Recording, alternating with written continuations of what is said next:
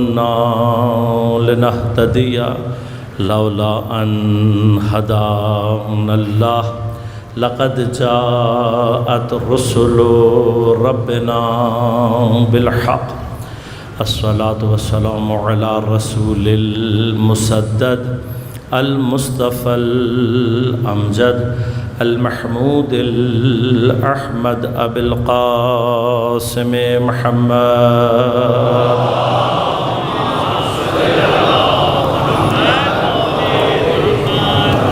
والصلاة والسلام على أسد الله الغالب غالب على كل غالب علي بن أبي طالب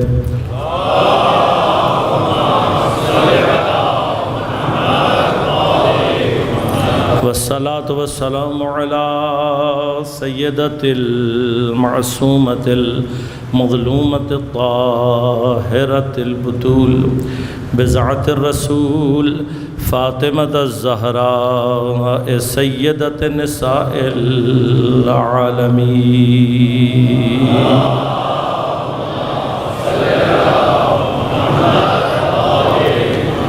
والصلاة والسلام على الحسن المجتبى والحسين المظلوم وأهل بيته الطيبين الطاهرين المعصومين المظلومين المنتجبين المنتخبين لا سيما بقية الله في الأراضين روحي وأرواح العالمين لتراب مقدمه الفداء ولعنة الله على أعدائهم أجمعين أما بعد قال الله تعالى في كتابه الكريم بسم الله الرحمن الرحيم إنما يريد الله ليذهب عنكم الرجس أهل البيت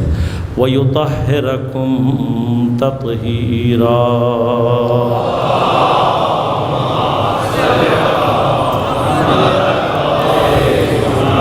مومنین کرام سامعین محترم عزیزان گرام قدر عزاداران سید الشہداء عاشورہ محرم سن 1444 ہجری آیہ تطہیر اور مقام عصمت کے عنوان سے ہماری گفتگو کا سلسلہ جاری ہے۔ موضوع پر گفتگو کے لیے خود آیہ تطہیر کو سرنامہ کلام کے طور پر انتخاب کیا اور آپ کی خدمت میں تلاوت کا شرف حاصل کیا۔ پروردگار ارشاد فرما رہا ہے خدا کا ارادہ بس یہ ہے کہ اے اہل بیت تم سے ہر طرح کی ناپاکی اور رجس، ہر طرح کے عیب، ہر طرح کے نقص، ہر طرح کی امپیورٹی کو دور رکھے۔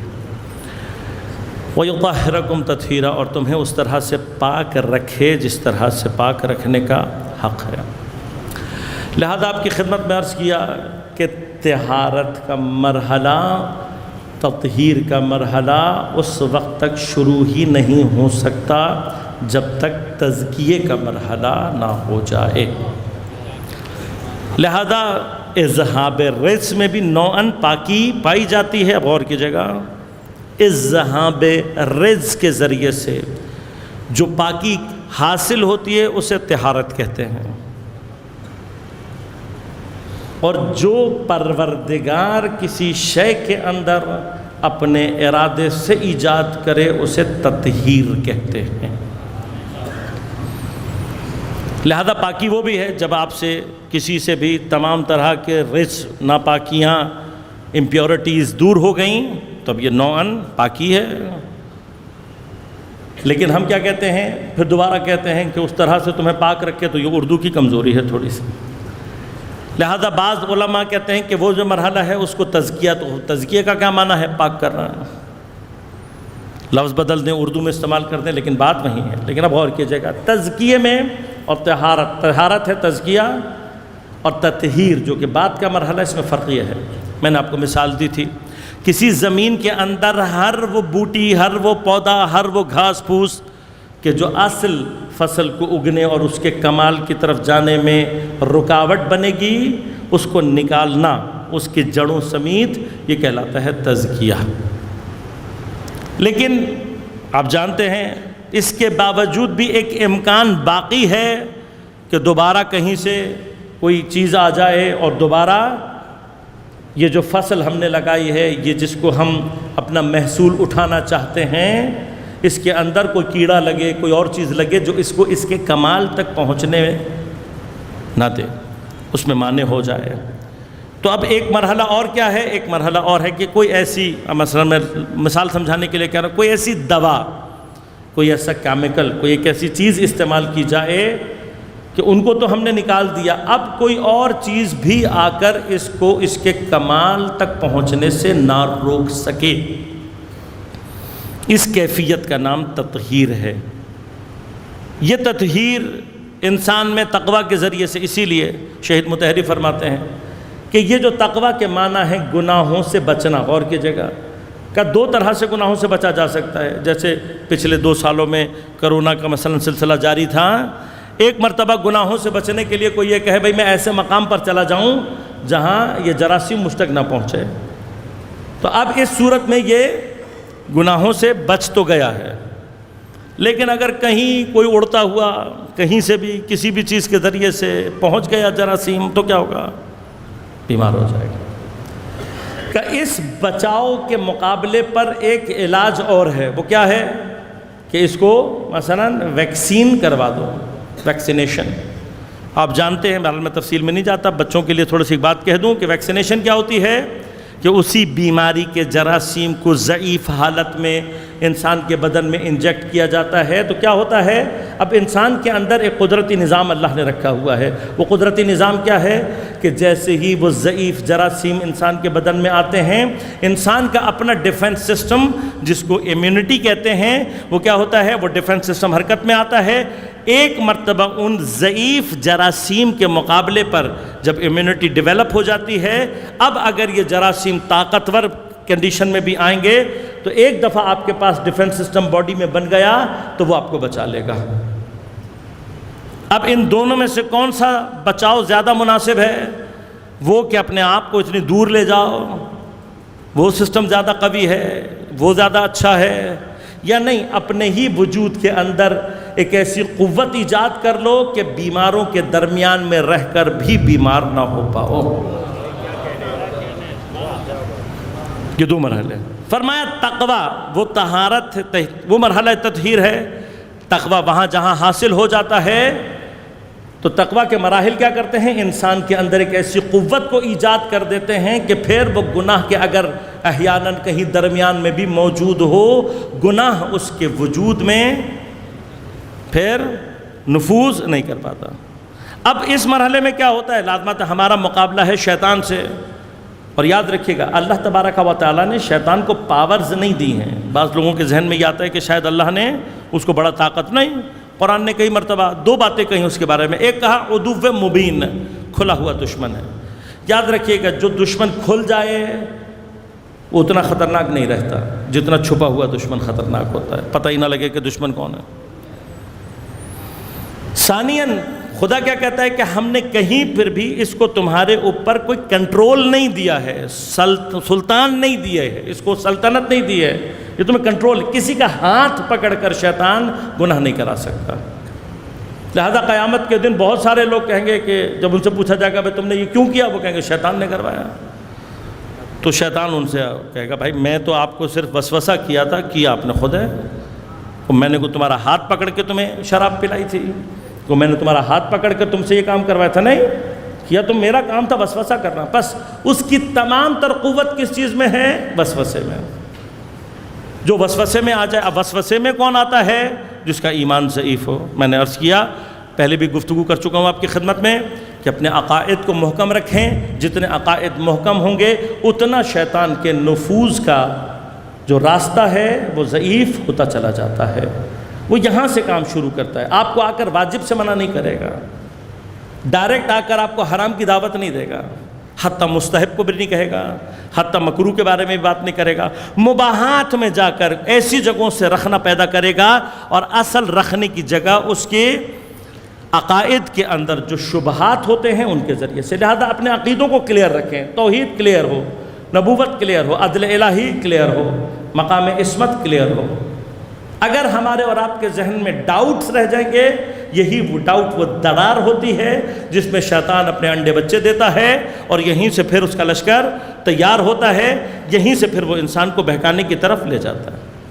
لہذا عقائد محکم ہوں انسان کے، یہی عقائد انسان کے اندر تقویٰ کی کیفیت کو پیدا کرنے میں سب سے اہم ترین کردار ادا کرتے ہیں۔ لہذا اب 2 مرحلے ہو گئے، ایک مرحلہ وہ ہے جس کو طہارت کہا جا رہا ہے، اور ایک مرحلہ ہے تطہیر۔ یاد رکھیے گا، طہارت انسانوں کا کام ہے، کر سکتا ہے۔ لہذا میں نے آپ کی خدمت میں عرض کیا تھا کہ اللہ تبارک و تعالیٰ نے بھی پیغمبر کو جو بنیادی حکم دیا ہے وہ تزکیے کا ہے، انہیں پاک کر دو، طہارت کے مرحلے پر لے آؤ۔ تطہیر کا مرحلہ وہ خدا کے ہاتھ میں ہے۔ لہذا اب یاد رکھیے گا، تمام تر جتنی بھی قرآن میں وہ آیتیں کہ جو تطہیر کو بیان کرتی ہیں ان کی کیفیت الگ ہے، اور جو طہارت کو بیان کرتی ہیں ان کی کیفیت الگ ہے۔ تطہیر جہاں پر بھی ہے وہاں پر خدا کا ارادہ ساتھ شامل ہے، لہذا تطہیر یا ارادہ تکوینی سے ہے یا ارادہ تشریعی سے ہے۔ اب میں عرض کروں گا تفصیل آپ کی خدمت میں کیسے ہے، کیا ہے، عرض کروں گا، لیکن ابھی ایک بات تھوڑی سی ایک مرحلہ اور عرض کر دوں آپ کی خدمت میں، اور پھر انشاءاللہ تفاصیل عرض کروں گا۔ طہارت اور تطہیر میں بنیادی فرق کیا ہے؟ طہارت اور تطہیر میں ایک بنیادی فرق یہ ہے، طہارت وہ ہے جو آپ اور ہم حاصل کر سکتے ہیں خود سے، لیکن تطہیر جس مادے سے ہے وہاں تحمیل پائی جاتی ہے، زبردستی دینا۔ مثلا میں ایک لفظ سے اور سمجھا دوں، اسی جو تحمیل کا لفظ استعمال کیا، حمل ہے اٹھانا، اٹھانا یعنی اپنی مرضی سے اٹھانا، تحمیل اٹھانا نہیں، اٹھوانا۔ دونوں کا فرق محسوس ہو رہا ہے آپ کو؟ ایک ہے اٹھانا اور ایک ہے اٹھوانا۔ اٹھوانے میں کیا پائی جاتی ہے؟ زبردستی۔ ایسے ہی ہے، اسی طرح سے طہارت خود سے ہو جائے گی، پاک کر لو اپنے آپ کو، لیکن جہاں تطہیر کا مسئلہ ہے وہاں پر ہم نہیں کر سکتے، خدا پاک کروائے گا۔ بس اب غور کیجیے گا، جہاں خدا یعنی خدا کا جب تک ارادہ نہیں آئے گا تطہیر طہارت ہو جائے گی۔ لہذا کسی بھی چیز سے آپ ازالہ نجاست کر دیں، ایک پاکی کا طریقہ فقہ میں کیا ہے؟ ازالۃ النجاسہ۔ ہاں مثلا مرغی کی جو چونچ ہے اس کے اوپر نجاست لگی ہوئی تھی، اس نے کہیں کسی اور جگہ پہ ماری، وہ چیز گر گئی، اب یہ چونچ پاک ہے۔ آپ کے جوتے پر کوئی نجاست لگ گئی تھی، وہ نکل گئی، دور ہو گئی، مٹی پر آپ چلے، ہٹ گئی نجاست، پاک ہے جوتی کے نیچے سے۔ یہ طہارت، یہ ہم خود تطہیر نہیں کر سکتے۔ اب اس کی مثال سمجھ لیں، پھر میں آگے بڑھوں گا۔ کیوں؟ اس لیے کہ تطہیر جہاں کہیں پر بھی ہے ارادہ پروردگار کے ساتھ ہے، بغیر ارادے کے نہیں ہے۔ اب کہیں یہ ارادہ تشریع میں ہے اور کہیں یہ ارادہ تکوین میں۔ اب فرق کہاں سے ہوگا وہ بھی آپ کی خدمت میں عرض کرتا ہوں۔ جہاں کہیں پر بھی تکوینی ارادہ ہے وہاں پر کسی بھی نیت کا اور شریعت کے حکم کا عمل دخل نہیں ہے۔ مثلا یہ جو آپ پانی سے 3 مرتبہ پاک کرتے ہیں، کسی بھی چیز کو پانی سے 3 مرتبہ آپ نے پاک کیا، یہ پاک ہو جائے گی۔ آپ نے کوئی نیت کی نہیں، پھر بھی پاک ہو گیا۔ کیوں پاک ہو گیا؟ اس لیے کہ یہ حکم اللہ نے جو دیا ہوا، یہ جو پانی کے اندر تطہیر کی قوت ہے یہ اللہ نے دی ہے۔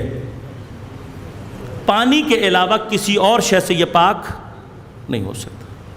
اب اس کی بھی شرائط اپنی جگہ موجود ہیں، لیکن ایگزیکٹلی کوئی نیت درکار نہیں ہے۔ پانی کے اندر یہ جو قوت تطہیر ہے یہ اللہ نے رکھی، اس نے ارادہ کیا ہے تو پانی کے اندر تطہیر پائی جاتی ہے۔ اب اس کے بعد وضو، غسل، تیمم، یریدو لیطہرکم، اللہ نے ارادہ کیا ہے کہ تمہیں پاک کیا کرے؟ اب یہاں بحث ہے، کرے یا رکھے؟ رکھے۔ کیوں؟ اس لیے کہ ایک مرحلے کی طہارت تم کر چکے ہو، اب یہ طہارت کا جو مرحلہ تطہیر کا مرحلہ ہے یہ خدا کرے گا. کیسے کرے گا اور کیا جگہ. اگر بھی میں یہاں اپنا منہ دھو لوں, دونوں ہاتھ کونیوں تک دھوؤں, اسی ترتیب سے مسح کروں پیر کا سر کا, تو کیا میرا وضو ہو جائے گا؟ 1,00,000 مرتبہ بھی کروں نہیں ہوگا. کیوں نہیں ہوگا؟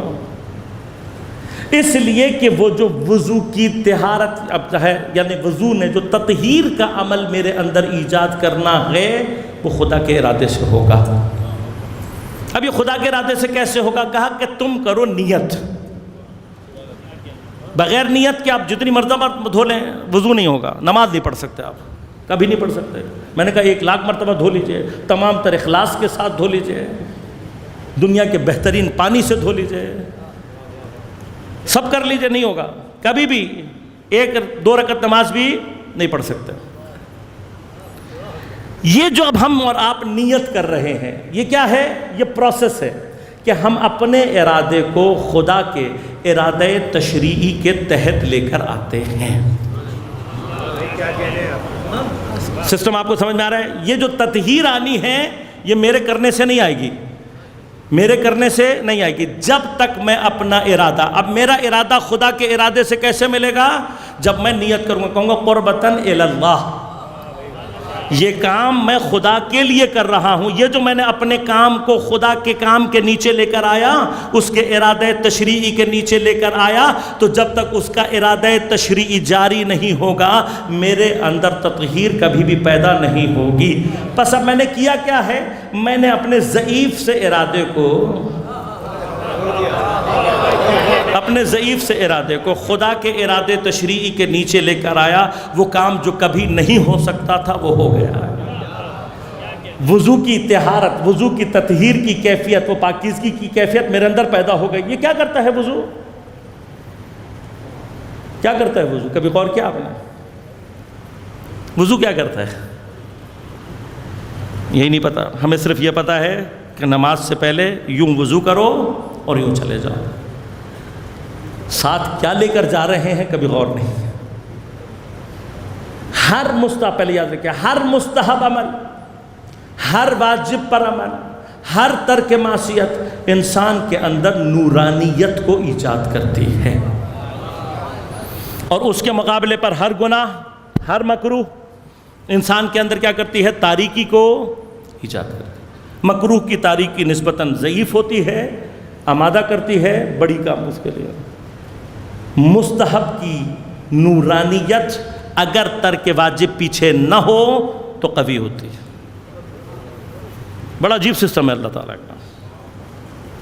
لہذا جو کل میں نے آپ کی خدمت میں عرض کیا, اب میں واجب کے بعد, ترک محرمات کے بعد جتنے مستحبات انجام دیتا رہوں گا اور جتنے اپنے اعمال و افعال کو خدا کے ارادے کے تحت لاتا جاؤں گا, خدا کی جانب سے تطہیر کا عمل ہوتا جائے گا, میں پاک ہوتا چلا جاؤں گا.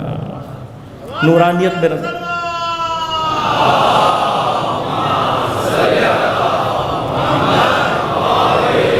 میرے اندر اتنی طہارت, اتنی پاکیزگی خود بخود ایجاد ہوتی چلی جائے گی. اب اس بیان غور کیجیے گا, میں اگر تطہیر کے عمل میں کسی ایسی جگہ پر پہنچ جاؤں کہ جہاں مجھے کمال طہارت درکار ہو, تو پھر میرے لیے کوئی نمونہ ایسا چاہیے یا نہیں کہ جو کمال طہارت کو اپنے وجود میں رکھتا ہو. دیکھیے کچھ صفات ایسی ہیں جن کا تعلق خدا سے نہیں ہے, لیکن خدا چاہتا ہے کہ یہ صفات ظہور کریں. خدا کے ساتھ طہارت کا تعلق نہیں ہے, وہ سبحان کہلاتا ہے, طاہر اور مطہر نہیں کہلاتا. خدا کے ناموں میں طاہر نہیں, کیوں؟ اس لیے کہ اس کا تعلق کس سے ہے؟ اس کا تعلق مخلوق سے ہے, خالق سے نہیں ہے. خدا کبھی بھی صابر کہلاتا ہے.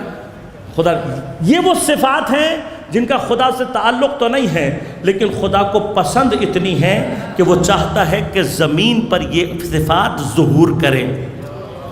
ثانیاً اس کو اپنی تمام تر اسماء اور صفات کے لیے کچھ موجودات ایسے چاہیے کہ جن کے اندر یہ صفت ہو, جن کے اندر یہ کوالٹی ہو کہ وہ خدا کے تمام اسماء اور تمام صفات کو اپنے وجود سے ظہور دے سکیں. تو جب, اب غور کیجئے گا, جب وہ ارادہ تشریعی کرتا ہے تو طہارت ایجاد ہو جاتی ہے۔ یہ طہارت محدود ہوتی ہے، ناقص ہوتی ہے، ایک حد تک جاتی ہے، اس لیے کہ تشریعی ہے۔ ایک اعتبار کے اوپر دوسرا اعتبار آئے گا، ختم ہو جائے گا۔ ابھی وضو کیا تھا، مثلا سو گیا، ایک اعتبار ایجاد ہوا۔ کبھی آپ نے سوچا ہے کہ نیند سے ہمارے اندر کون سی نجاست آ جاتی ہے؟ کبھی سوچا آپ نے؟ بھئی نیند سے کون سی؟ اچھا نیند کو چھوڑیں، 2 منٹ کے لیے آنکھ لگی تھی بس، یہی اگر جھپکی ہے تو وضو ہے، لیکن یہی اگر نیند بن جائے، نیند سے کون سی نجاست پیدا؟ کبھی سوچا آپ نے؟ بس جتنی بھی غور کیجئے گا، جتنی بھی یہ نجاسات ہیں، ان کی اصل اعتباری ہے، ان کی اصل اعتباری ہے۔ ہم 100% کبھی بھی نہیں کہہ سکتے، جیسے بعض لوگوں نے کہا ہے یہ بات کہ بھئی بعض نجاسات صرف اس لیے نجاسات ہیں کیونکہ ان کے اندر کثافت پائی جاتی ہے، نفرت پائی جاتی ہے۔ اب میں آپ کو مثال دے دوں، تھوڑا سا توجہ کیجئے گا۔ میرے بدن کے اندر پانی ہے، اضافی پانی ہے، اور اس نے ایک مرتبہ معذرت کے ساتھ مثلا پیشاب کی صورت سے نکلنا ہے اور ایک مرتبہ پسینے کی صورت سے نکلنا ہے، تو کیا پسینے کے اندر کثافت نہیں ہوتی؟ پسینے کے اندر خباثت نہیں ہوتی؟ ہوتی ہے۔ سوال یہ پیدا ہے، باڈی میں باقی جگہوں سے نکلے تو پاک، اور مقام مثلا انسان کے پیشاب سے نکلے تو نجس۔ معدے میں آپ کے پڑی ہوئی غذا ہے، معذرت کے ساتھ اگر مدفوع بن کے نکلے تو نجس، اور قے کی شکل میں واپس آ جائے باہر تو کیا جو قے نکلتی ہے وہ بہت خوشبودار ہوتی ہے؟ کیا اس کے اندر خباثت نہیں ہوتی ہے؟ سب کچھ۔ لیکن اگر منہ کے راستے سے باہر آ جائے تو پاک ہے، لیکن اگر مدفوع بن کے نکلے تو نجس۔ ایسے ہی ہے نا بھائی، انسان کے اندر خود اللہ نے بہت سارے اس کے فضلات ایسے ہیں جو اس کے بدن سے نکلتے ہیں۔ اچھا، یہی مدفوع، یہی پیشاب اگر حلال جانور کا ہو تو؟ فقہی مسائل ہیں یہ تو پتہ ہوں گے نا بھئی، حلال جانور کا مدفوع پاک ہوتا ہے، حلال جانور کا مثلا پیشاب وہ افضل ہے یا میں؟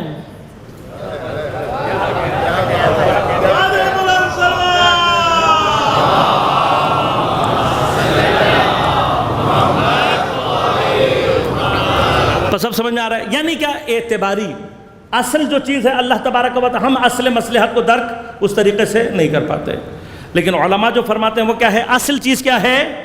اعتبار۔ اللہ تبارک و تعالی نے جس کو جہاں اعتبار دیا وہ نجس، جس کو جہاں اعتبار نہیں دیا وہ پاک۔ توجہ فرما رہے ہیں؟ یہ سارے مرحلے پاک اور ناپاک کی یہ کیفی میں نے آپ کو منزل تک پہنچانا ہے، اعتباری ہے، اعتباری ہے۔ اسی اعتبار سے اللہ نے جو طہارتوں کا مرحلہ ہے اس کو بھی قرار دیا ہے، ورنہ امام نے ایک پورا مناظرہ ہے جو امام جعفر صادق علیہ السلام کے سامنے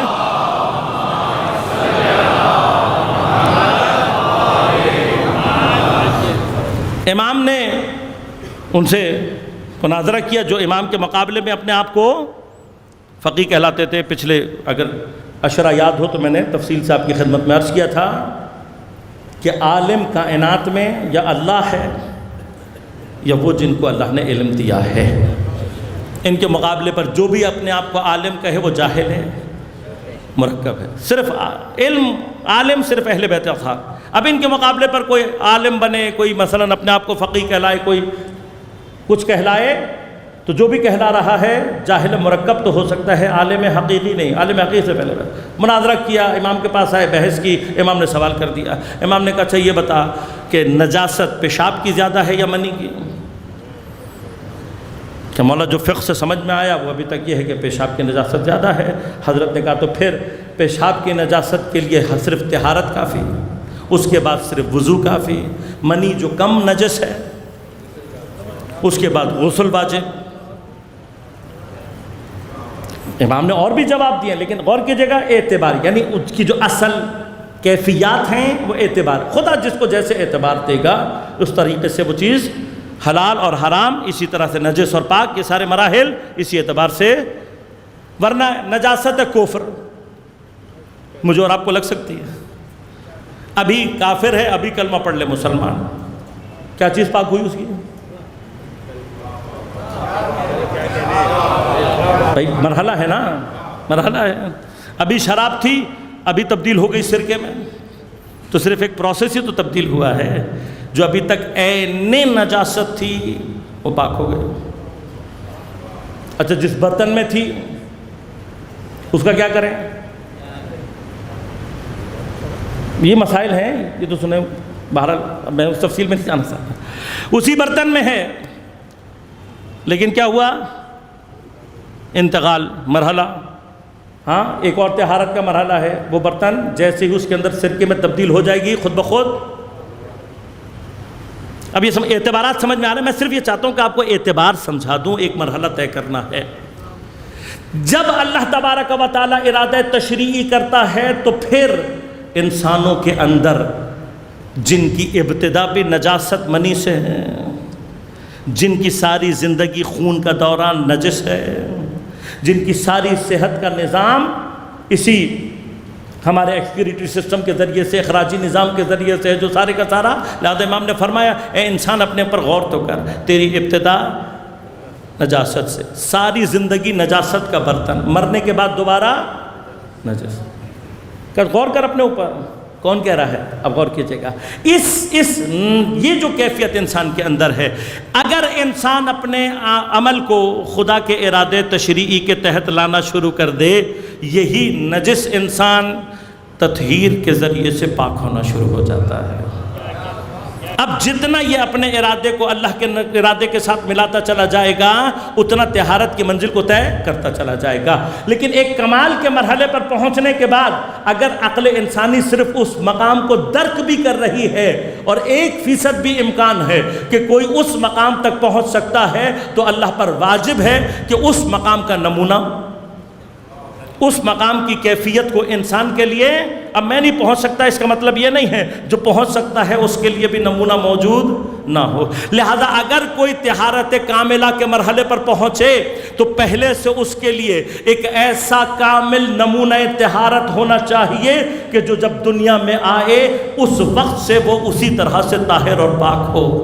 لہذا جب اللہ نے ایسی مخلوق کو خلق کرنا ہوتا ہے تو پھر وہ تطہیر کا ارادہ تشریعی نہیں کرتا بلکہ ارادہ تکوینی کر کے کہتا ہے انما یرید اللہ لیذھب عنکم الرجس اہل البیت ویطہرکم تطہیرا.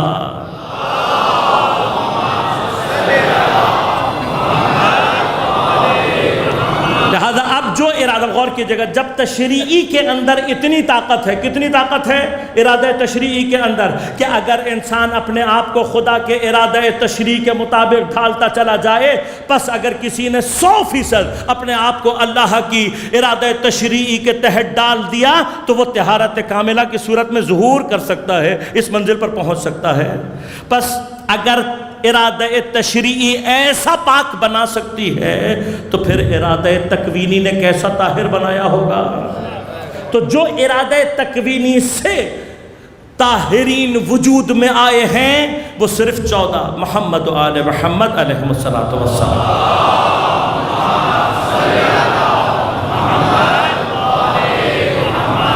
اب غور کیجئے گا، ان کی ضرورت پر میں بحث کر چکا ہوں، اس کے باوجود بھی اگر کسی کو ڈاؤٹ ہو رابطہ کرے، انشاءاللہ میں جواب دوں گا آپ کی خدمت میں.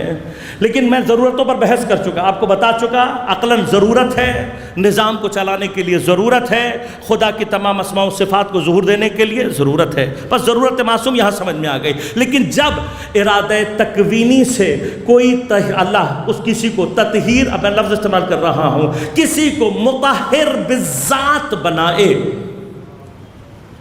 کسی کو مطہر، یعنی جب وہ آئے گا تو پاک ہوگا. غور کیجئے گا یہ کیسے پاک ہے، غور کیجئے گا. بالکل اسی طرح جیسے اللہ زمین پر جب اپنا گھر بناتا ہے، خانہ کعبہ، پاک زمین پر، پاک پتھروں سے، پاک ہاتھوں سے، ابراہیم و اسماعیل، سب کچھ پاک ہی پاک ہے. لیکن جب یہ ہو گیا تو اللہ نے کہا تم دونوں سے ایک سنو، ان کیا انطہر بیتی. دیکھو اب میں پورے تمام عالم اسلام سے پوچھنا چاہتا ہوں کہ آ کر مجھے بتائیں کہ یہ جو ابھی تازہ تازہ خانہ کعبہ بنا ہے، پاک پتھروں سے، پاک پانی سے، پاک افراد، طہارت ہی طہارت ہے۔ اب یہ جو گھر بنا ہے، یہاں پر جو اللہ کہہ رہا ہے ان طہر بیتی، تم دونوں میرے گھر کو کیا رکھنا؟ پاک کرنا یا پاک کر۔ اگر تطہیر پیدا ہوئی ہے تو جب بنا ہے تو پاک ہے، تو جو جب بنے پاک ہو اسی کو ارادہ تکوینی کے تحت مطہر بالذات کہتے ہیں۔ پس جس طرح سے خانہ کعبہ کے لیے اللہ نے کہا پاک رکھنا، ابھی بتوں کی نجاست نہیں آئی ہے، ابھی کوئی اور نجاست خانہ کعبہ میں نہیں، اللہ کیا کہہ رہا ہے؟ پاک کرنا نہیں، میرے گھر کو پاک رکھنا۔ اسی طرح سے جہاں اللہ نے ارادہ تکوینی کیا ہے اہل بیت کے لیے، وہاں معنی یہ نہیں ہے کہ پاک کرے گا، معنی یہ ہے کہ پاک رکھے گا۔ پاک رکھے گا، کیوں رکھے گا؟ اس لیے کہ تم ان تمام کاموں کے لیے خلق، اب اور کیجئے گا۔ جب اللہ ارادہ تکوینی سے مطہر بالذات خلق کرتا ہے تو پھر اس کے اندر کوئی نجاست نہیں ہوتی، نہ اس کے اندر جسم کی نجاست ہوتی ہے، نہ اس کے اندر نسب کی نجاست،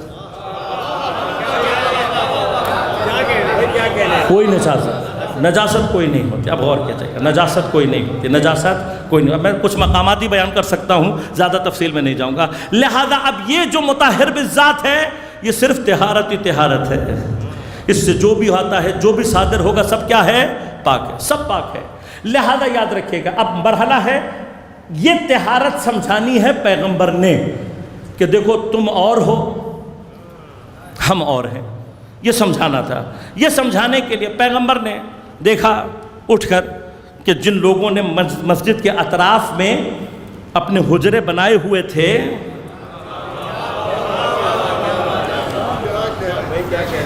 اور ان کے دروازے کھولے ہوئے تھے، یہ آتے ہیں مسجد میں، تو پیغمبر وہ ہے تم نہ بھی بتاؤ تمہارے وجود کی نجاست اور خباثت کو دیکھ لیتا۔ لہذا حکم آیا، اے نبی یہ میرا گھر ہے، یہ میرا گھر ہے، اسے پاک کرنا نہیں ہے، اسے پاک رکھنا ہے۔ جب پاک رکھنا ہے تو نجاست اندر آنی نہیں چاہیے۔ تو پیغمبر نے کہا بھائی خبردار، سارے دروازے بند کر دو سوائے میرے اور علی، میرے اور علی کے۔ اب لازم بات ہے، یہ تو مرحلہ تو بڑا سخت تھا، آپ جانتے ہیں یہ مرحلہ بہت سخت مرحلہ تھا، اور اصحاب کا حق بھی تھا بالآخر آ کر سوال کریں۔ انہوں نے آ کر سوال کیا کہ یا رسول اللہ آپ نے سب کے دروازے بند کرا دیے، علی کا دروازہ کیوں نہیں بنوایا؟ کہ صرف دروازہ بند نہیں کرایا ہے، یہ بھی بتا رہا ہوں، صرف دروازہ بند نہیں کرایا، یہ بھی بتا رہا ہوں کہ خبردار تم میں سے اگر کوئی ایک بھی حالت جنابت میں ہو، خبردار خبردار خبردار اس مسجد سے گزرنا نہیں، تم نہیں، حد تک گزر بھی، کیونکہ دو مسجدیں ہیں، مسجد الحرام اور مسجد النبوی، جن کا حکم کیا ہے کہ حتیٰ مجنب گزر بھی نہیں سکتا، کہ خبردار تم سارے وہ ہو جو حالت جنابت میں گزر سوائے میرے اور علی کے۔ اب پیغمبر نے کیا سمجھایا؟ کہا تم مجنب ہو کر ناپاک ہو جاتے ہو، ہم سے جو چیز طاری ہوتی ہے وہ ہمیں ناپاک نہیں کرتی۔ لہذا یہ مراحل ہیں کہ تمام کی تمام خواتین جتنی بھی ہیں، ساری کی ساری خواتین، ان کے اندر کہیں نہ کہیں ایک مقام نجاست موجود ہے۔ وہ جو چادر کے نیچے موجود ہے نا خاتون، فرمایا کہ یہ عام خاتون نہیں ہے، اس کا لقب ہے بطول۔ کسی نے آ کر پوچھا کہ یا رسول اللہ جناب سیدہ کو بطول کیوں کہا؟ کہا دو بطولیں ہیں کائنات میں، ایک جناب مریم ہیں اور ایک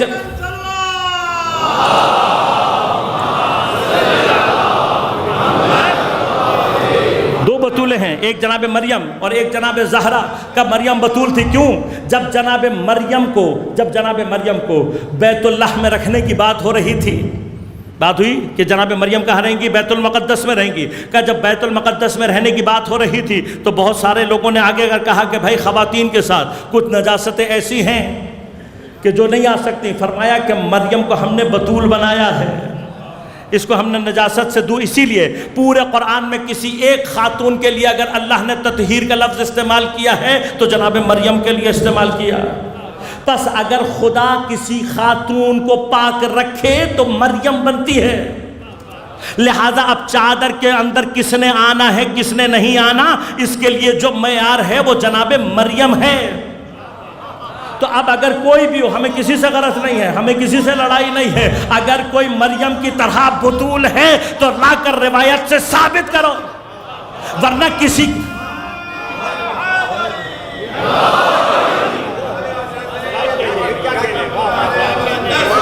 اللہم صلی اللہ علیہ وسلم۔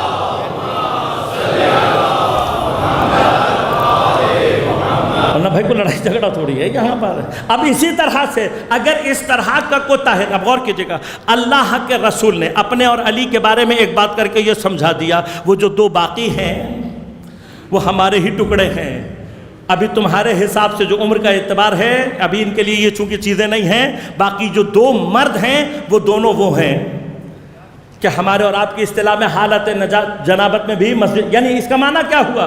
تمام امت اس مرحلے سے گزرنے کے بعد ناپاک ہو جاتی ہے، اہل بیت اسے کہتے ہیں اس مرحلے سے گزرنے کے بعد بھی ناپاک۔ اب ایک فوراً سوال جو سب ذہنوں میں ہوگا وہ جواب دے دو، تو پھر کیا اس کا مطلب اہل بیت کو وضو کی ضرورت نہیں ہے؟ کیا اہل بیت کو اس کا مطلب ہے غسل کی ضرورت نہیں ہے؟ اگر نہیں ہے تو انہوں نے کیا کیوں؟ یہ ایک سوال ہے، تو میں نے اس کا جواب آپ کو پیچھے دے دیا۔ یہ یاد رکھے گا سارے کا سارا سلسلہ اعتباری ہے۔ وہ خدا جو حلال جانوروں میں، حلال گوشت جانوروں میں اسی چیز کو پاک رکھتا ہے، وہی چیز ہے نا، وہی سارا پروسیس ہے۔ اگر بھئی دو جانور تصور کر لیں، دونوں ہی حربی بورس ہوں، یعنی گھاس کھاتے ہوں، ایک حلال گوشت ہو ایک حرام گوشت، کیا ہوگا؟ دونوں کا ایک ہی چیز ہے، لیکن ایک کا مدفوع نجس ایک کا پاک، بس کیا ہے؟ اعتباری مرحلہ ہے۔ یاد رکھیں مرحلہ اعتباری ہے، لہذا معصوم تمام تر پاکیزگی کے باوجود اس کے لیے جو ارادہ تشریعی اللہ نے رکھا ہوا ہے وہ اس کے اعتبار سے ہے، لہذا اس کے بدن سے جو بھی چیزیں خارج ہوں گی اور صادر ہوں گی وہ پاک ہونے کے باوجود اس کو اس ارادہ تشریعی کے اجرا کے لیے معمور ہے، وہ بھی ارادہ تشریعی پر، ارادہ تشریعی کے دائرے سے باہر نہیں ہے، لہذا اپنے اعتبار سے اگرچہ وہ پاک ہی کیوں نہ ہو اس کو اسی طرح سے وضو اور غسل کرنا ہے۔ اور یہ ارادہ تشریع اس نے میں اور آپ چھوٹ سکتا ہے، معصوم سے چھوٹ نہیں سکتا۔ لہذا اب ایک سوال جو باقی ہمیشہ بار بار گھوم کر آ رہا ہے، پھر سے دہرا رہا ہوں، اس کو سمجھ لیجئے گا۔ ہم سے اللہ نے کہیں پر بھی یہ نہیں کہا کہ میرا نبی بن کے دکھاؤ، علی بن کے دکھاؤ، یہ نہیں کہا کہیں اللہ نے۔ اللہ جانتا ہے ہم نہیں بن سکتے، ہم سے صرف کیا ہے؟ ہم سے کہیں ان کی اتباع کرو، اتبعونی، میری اتباع کرو، میرے جیسا بننے کی کوشش کرو۔ بس ہم اس کوشش میں، غور کیجئے گا، ہم اس کوشش میں جتنا اہل بیت جیسے ہوتے چلے جائیں گے اتنے پاک ہوتے چلے جائیں گے۔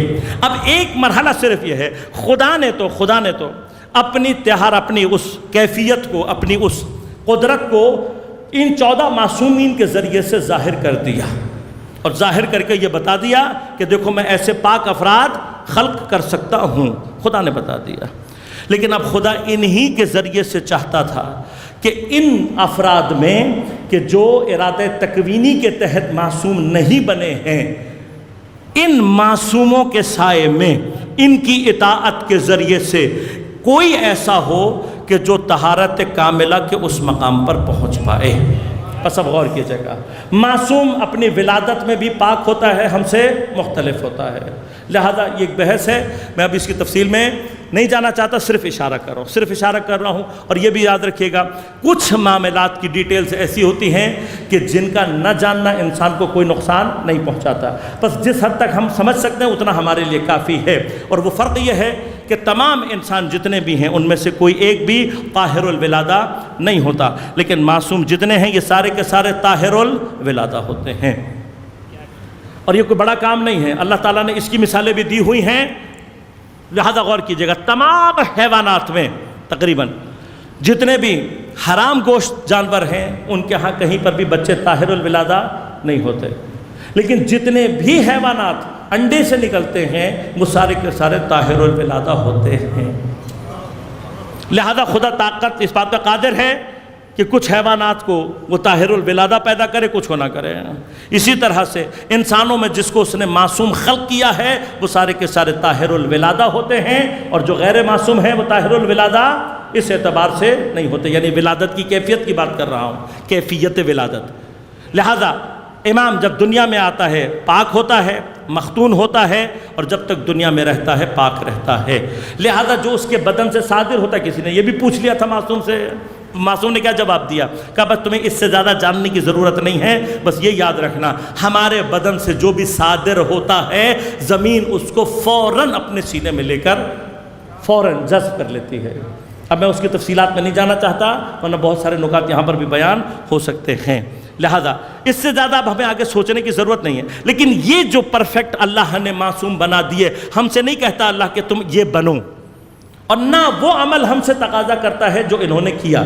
اب ان کو اتنا پاک بنایا، ان کو تمام کمالات عطا کیے، ان کو تمام طاقت عطا کی، تمام قدرت عطا کی، اور ان کا کمال امانت یہ ہے کہ انہوں نے اپنے آپ کو زندگی میں ہمارے سامنے دنیا میں ایسے گزارا ہے کہ ضعیف ترین انسان سے لے کر کمال کے مرحلے کے آخری مرحلے تک کا انسان ان کو اپنے لیے نمونہ بنا سکتا ہے۔